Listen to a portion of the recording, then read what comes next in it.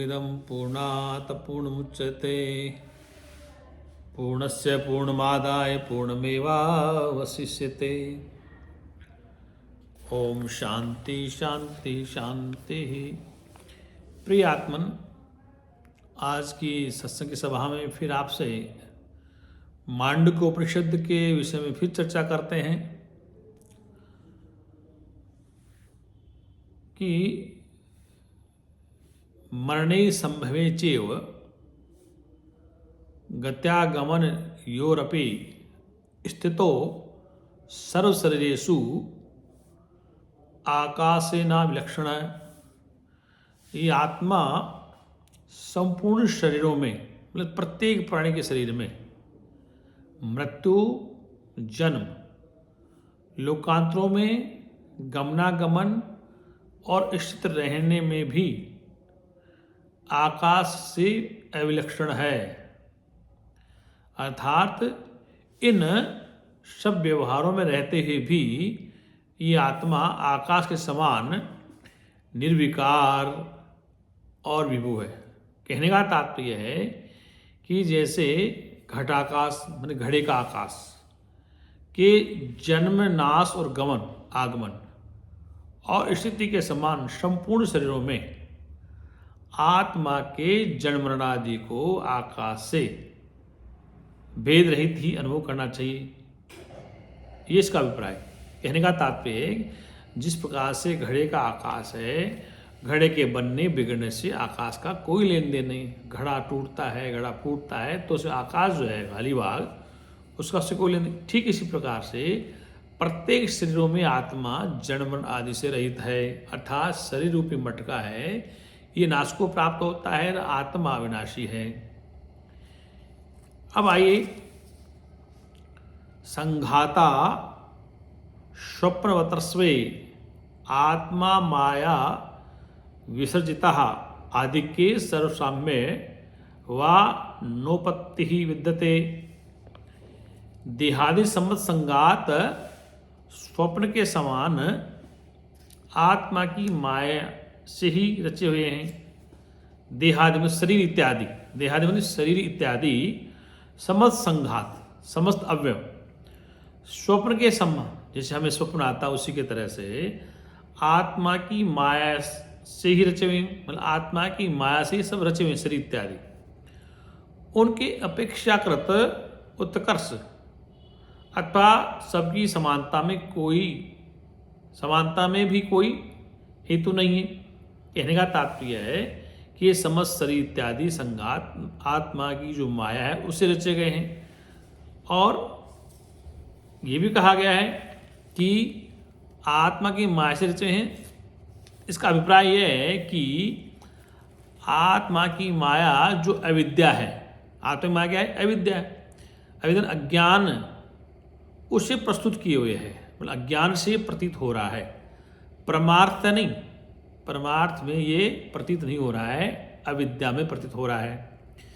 यदि त्रिज्ञ आदि देहों की अपेक्षा देवता आदि के शरीर और इंद्रियों की अधिकता उत्कृष्टता है, अथवा यदि तत्वदृष्टि से सबकी समानता ही है तो भी, क्योंकि उनके सद्भाव का प्रतिपादक कोई हेतु नहीं है, मतलब उसको कारण नहीं है, इसलिए वे अविद्याकृत ही है, परमार्थ नहीं है।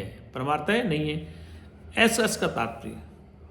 अब यहाँ के उत्पत्ति आदि से रहित अद्वितीय आत्म तत्व का श्रुति प्रमाणकत्व प्रदर्शित करने के लिए उपनिषद के वाक्यों को उल्लेख किया गया है। मतलब उत्पत्ति आदि से रहित अद्वितीय जो आत्मा है उसको श्रुति प्रमाण से प्रतिपादित करने के लिए, परिभाषित करने के लिए उपनिषदों का यह वाक्य लिया गया है। इसमें वाक्य है, बताया है, रसादयो ही ये कोशा व्याख्यातास्तेन्द्रिके तेषाम आत्मा परोजीवस्खम यथा संप्रकाशित है। तैत्तिरीय श्रुति, मतलब तैत्तिरीय उपनिषद, तैत्तिरीय श्रुति का मतलब तैत्तिरीय उपनिषद जिन रस आदि, अन्मय आदि कोशों की व्याख्या की गई है, अन्मय कोश, प्राणमय कोश, विज्ञानमय कोश, मनोमय कोश, आनंदमय कोश, ये कोशों की जो व्याख्या की गई है आकाशवत परमात्मा ही उनके उनकी आकाशवत परमात्मा ही उनके आत्मा जीव रूप से प्रकाशित किया गया है। मतलब कि आकाशवत परमात्मा ही उनके आत्मा जीव रूप से प्रकाशित किया गया है, ये इसका अभिप्राय है। यहाँ कहा गया है जैसे हमारे कोष माने आवरण है, कोष माने आवरण, खड़ के कोष, जिस तलवार की म्यान होती है, तलवार में म्यान होती है ना, तो म्यान एक आवरण है, ऐसे ही कोष आवरण एक हमारा। उन कोषों का आत्मा जिस अंतरतम आत्मा के कारण पांचों कोष आत्मवान है, आत्मवान वही सबके जीवन का निमित्त होने के कारण जीव कहलाता है। अब प्राय जीव की परिभाषा क्या दी कि जो कोषों का जो आत्मा है, जिस अंतरतम आत्मा के कारण पांचों कोष आत्मवान है, संचालित हैं, वही सबके जीवन का निमित्त होने के कारण जीव कहलाता है। वह कौन है? इस प्रकार वह परमात्मा ही है। वह कौन है? इस प्रकार परमात्मा ही है। फिर कहा है कि जिसका पहले सत्यम ज्ञान अनंतम ब्रह्म, सत्यम ज्ञानम अनंतम ब्रह्म इत्येतरे उपनिषद कहती है, इत्यादि वाक्यों से प्रसंग है।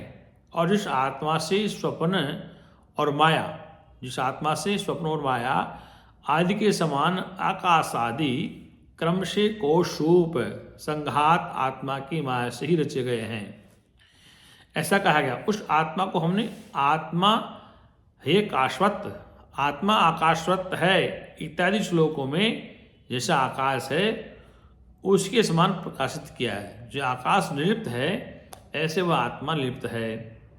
तात्पर्य है कि वह तार्किकों की कल्पना किए हुए आत्मा के समान मनुष्य की बुद्धि से प्रमाणित होने वाला नहीं है। मतलब आत्मा मनुष्य की बुद्धि से प्रमाणित होने वाला नहीं है। इसलिए कहा गया कि ये लोक में जिस प्रकार पृथ्वी और उदर में एक ही आकाश प्रकाशित हो रहा है, लोक में जिस प्रकार पृथ्वी और उदर में एक ही आकाश प्रकाशित हो रहा है, उसी प्रकार ब्राह्मणों के उपनिषद में भी मधु ब्राह्मण में अध्यात्म अधिदेवता इन दोनों स्थानों में एक ही ब्रह्म निरूपित किया गया, अर्थात एक की सत्ता को स्वीकार किया गया, दूसरी सत्ता नहीं है। अब अगला प्रश्न है कि आत्मिकत्व ही समीचीन है। कहने का तात्पर्य है कि क्योंकि जीव और आत्मा के अभेद रूप से एकत्व की प्रश्ना की गई है। यह श्लोक कहता है जीवात्मनो रनत्व अभेदवेन प्रकसते, और उनके नानत्व की निंदा की गई, मतलब अलग अलग नहीं है, एक ही है। इसलिए वही यानी उनकी एकता ही ठीक है, क्योंकि युक्ति और श्रुति, युक्ति और श्रुति से निश्चय की हुई जीव और परमात्मा के एकत्व की शास्त्र और व्यासादि मुनियों ने समान रूप से प्रशंसा यानी स्तुति की है। लेकिन युक्ति और श्रुति से जिसका एकत्व हो जाए, इसका जीव और परमात्मा का, इसलिए उसको कहा गया है। और शास्त्र भाई कुतार्कों द्वारा कल्पित सर्व प्राणी धारण, जो कुतर्क लोग हैं वो पता नहीं कितने प्रमाण कुतर्क मानते हैं और कुतर्क देते भी, तर्क नहीं करते, कुतर्क देते हैं। इसलिए यहाँ कहा है कि श्रुतक्त जीव ब्रह्म भेद गौण है। श्रुति के सिद्धांत से, मतलब वेद सिद्धांत से जीव और ब्रह्म भेद गौण है। मतलब पहले उपनिषदों में कर्मकांड में उत्पत्ति बोधक वाक्यों द्वारा तो जीव और परमात्मा का अलग अलग पृथक बतलाया है, वह भविष्यत वृत्ति से गौण है। उसे मुख्य अर्थ मानना ठीक नहीं, उसके समझाने के लिए, व्यवहारिक सत्ता के लिए परमार्थ में जीव और ब्रह्म एक ही है, ऐसा श्रुति का सिद्धांत है। वो सारे दृष्टांत क्यों देंगे?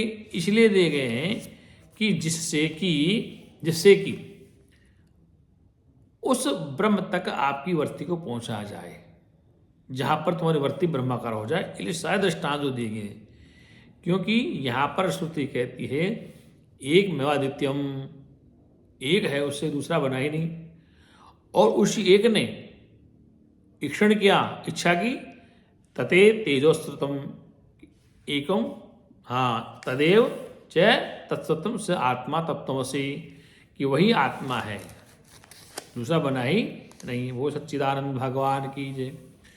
तो यहाँ कहने का अभिप्राय है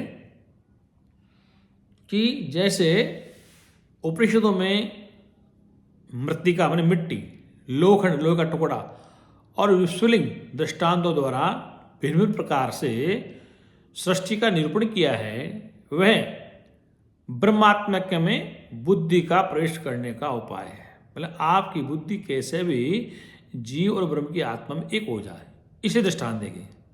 वस्तुतः उनमें कुछ भेद नहीं है, कुछ भेद नहीं है, स्पष्ट कह दिया। इसलिए आगे कहा गया है कि ये जो आत्मा है, ये जो आत्मा त्रिविध अधिकारी और उनके लिए उपासना विधि, ये क्यों बताया गया?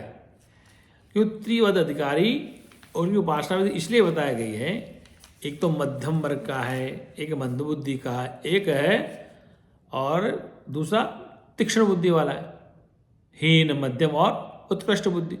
तो उनकी बुद्धि के हिसाब से अलग अलग कार्य बता देगी। कर्म उपासना किनके लिए? जो मंद बुद्धि के लोग हैं उनके लिए, और जो आत्मा और एक अद्वितीय है, ऐसी जिनकी निश्चित उत्तम दृष्टि है, उनके लिए उसका उपदेश नहीं है। केवल जो मंद बुद्धि के लोग हैं उनके लिए कर्म और उपासना बताया गया है, जो उत्तम बुद्धि के लोग हैं उनके लिए सीधा ज्ञान उपदेश है। इसलिए ये श्रुति कहती है अद्वितीय आत्मदर्शन ही सम्यक दर्शन है, और कुछ नहीं। इसका रास्ता एक ये कि वह तू है, वह तू है।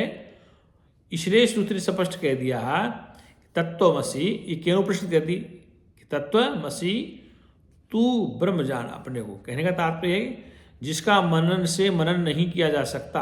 यहाँ पर कहा ये मननसा न मनुते, जिसका मन से मनन नहीं किया जा सकता, जिसका मन से मनन किया जाता, बल्कि जिसके द्वारा मन मनन किया जाता है।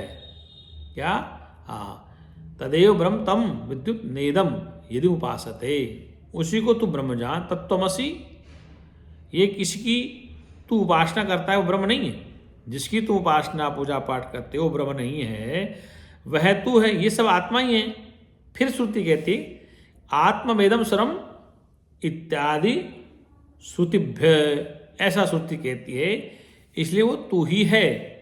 इसलिए यहाँ पर कहा गया द्वैतवादी जो वेदांत का खंडन करते हैं, अपने अपने सिद्धांतों की व्यवस्था में दृढ़ आग्रह होने के कारण आपस में विरोध रखते हैं, परंतु ये अद्वैत आत्मदर्शन उनसे विरोध नहीं रखता है। मतलब वेदांतिका के से विरोध नहीं है, क्योंकि कपिल, कणाद, बुद्ध, अर्थ, जैन जिन दृष्टियों का अनुसरण करने वाले द्वैतवादी निश्चित हैं, अर्थात ये परमार्थ है, इसी प्रकार है नहीं। इसलिए वेदांती लोग इससे द्वेष नहीं रखते, क्योंकि उनकी जो बुद्धि है वो आत्मकत्व बुद्धि, सम्यक दृष्टि, सब में एक आत्मा को देखना ही सम्यक दृष्टि है। अद्वैत आत्मदर्शन के अविरोधी होने में हेतु, कहने का तात्पर्य है कि अद्वैत परमार्थ है और द्वैत उसी का भेद कार्य कहा जाता है, तथा उन द्वैतवादियों के मत में परमार्थ और अपरमार्थ दोनों प्रकार से द्वैती है। इसलिए उनसे इनका विरोध नहीं है, क्योंकि वो इस बात को समझते नहीं। ये एक अद्वैत परमार्थ वस्तु है, दूसरी बनी ही नहीं है। बोल सच्चिदानंद भगवान की। बार बार श्रुति कहती है एक मेवा अद्वितीयम, छांदोग्य उपनिषद बार बार कहता है एक मेवा अद्वितीयम, कि अद्वैत परमार्थ वस्तु एक ही है। इसलिए बाकी आत्मा में भेद माया के कारण ही है, आत्मा में भेद माया के कारण ही है। यहाँ कहा गया है इस अजन्मा अद्वैत में माया ही के कारण भेद है।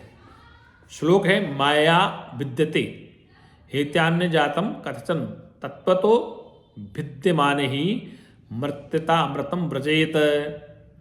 इस अजन्मा अद्वैत में माया ही के कारण भेद है और किसी प्रकार नहीं। यदि इसमें वास्तविक भेद होता तो यह अमृत स्वरूप मरणशील को प्राप्त हो जाता।